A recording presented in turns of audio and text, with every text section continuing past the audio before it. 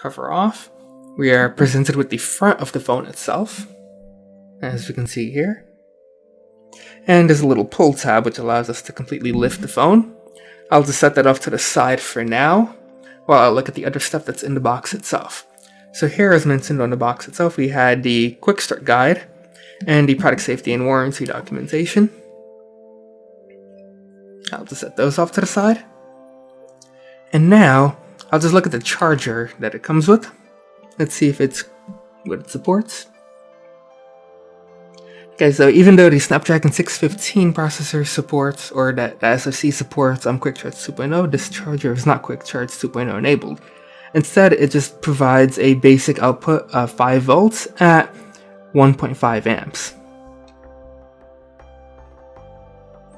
And that's how it looks. And here we have our USB Type-C cable.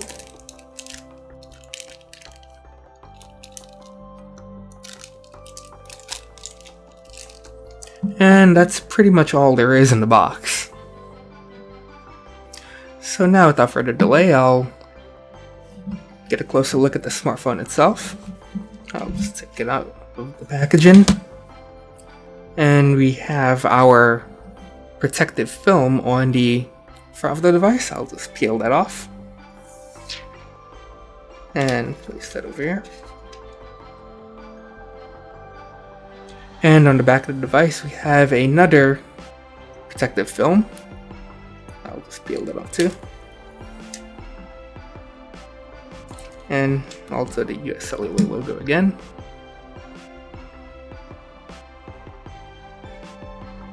And now to take a closer look at the smartphone itself.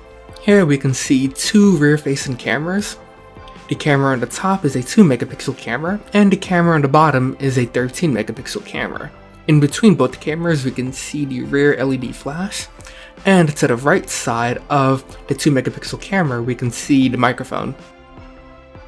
Below all of that, we have a mirrored finish on the ZTE logo, as you can see here.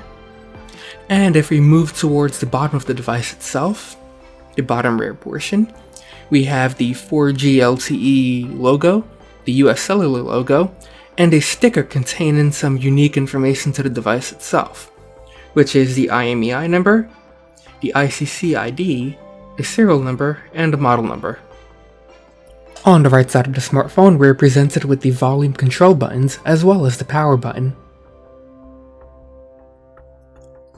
On the left side of the smartphone, we have a tray that serves 2 purposes. It holds our SIM card as well as our microSD card. At the top of the smartphone, we find a 3.5mm headset jack. For my testing, it handled 62 ohm impedance headphones with no problem. On the bottom of the smartphone, we find a USB Type-C connector as well as 2 speaker grills. Even though there are 2 speaker grills, there's only 1 speaker in this smartphone and is located on the right side of the device.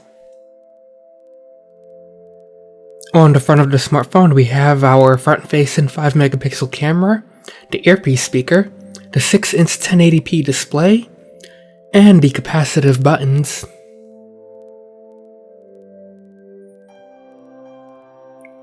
I will now power the device on for the first time and see how long the boot up process takes.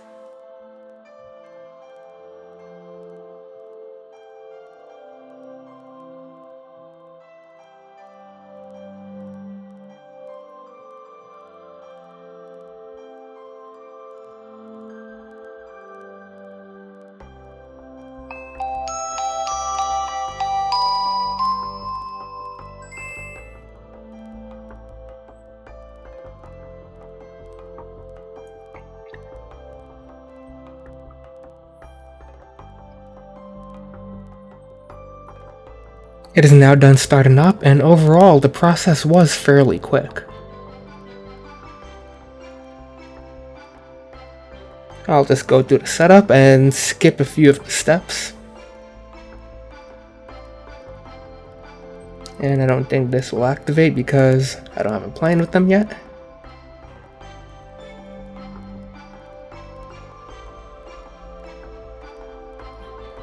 I'll disconnect some of my access points. I currently have multiple up because I'm also doing some network testing.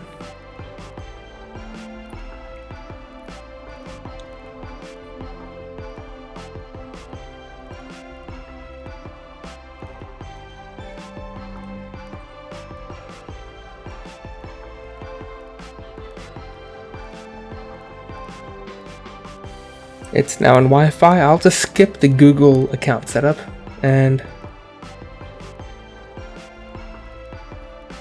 just get to the desktop or home screen view as fast as possible.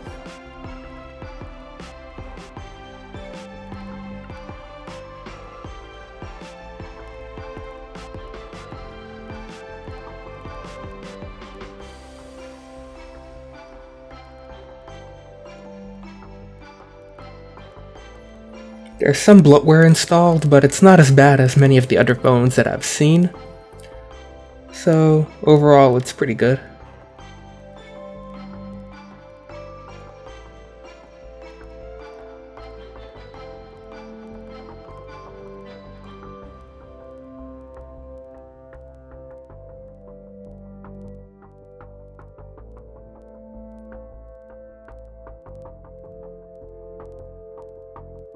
After about 1 day of use, my first impressions of this smartphone are pretty positive. I was pleasantly surprised to see slightly better specifications than what was listed on the box, which includes a slightly better Snapdragon 617 SoC, as well as 802.11ac, which is provided by a single stream Wi-Fi radio, which allows for a maximum link rate of 433 megabits per second.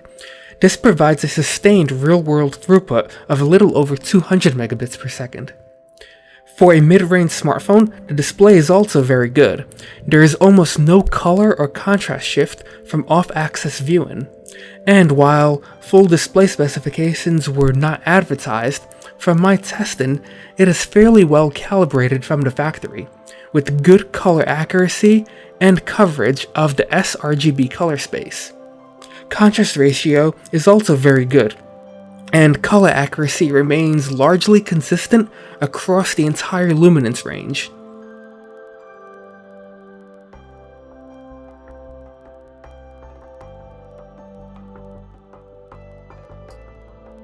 The camera provides fairly good color accuracy and acceptable amounts of detail, but the noise reduction, as part of the built-in JPEG processing that the camera does, tends to hold it back a little bit.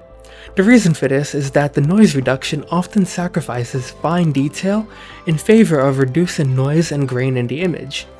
Even at ISOs below 200, this noise reduction takes place. I have yet to find a smartphone camera which does a good job at noise reduction. Furthermore, the lack of camera raw means that there is not much the user can do to avoid some of the side effects of the noise reduction. Video capture provides clean results with a decent amount of detail, though the lack of optical image stabilization means that you'll have to be a little bit more careful about how you walk when recording video. The only thing I would really change about the video capture would be the default level of sharpening that's applied to the video.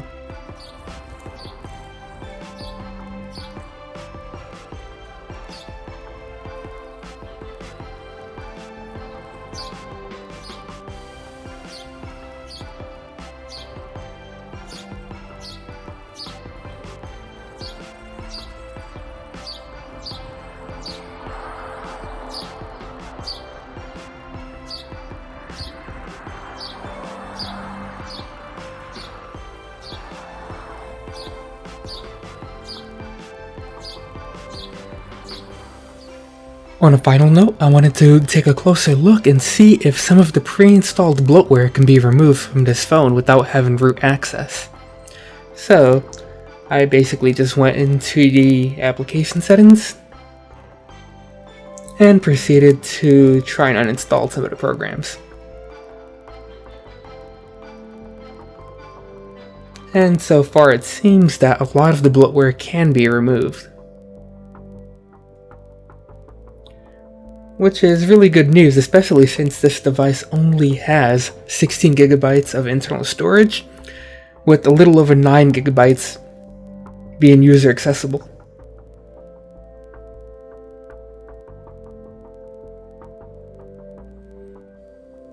And that's almost all of it.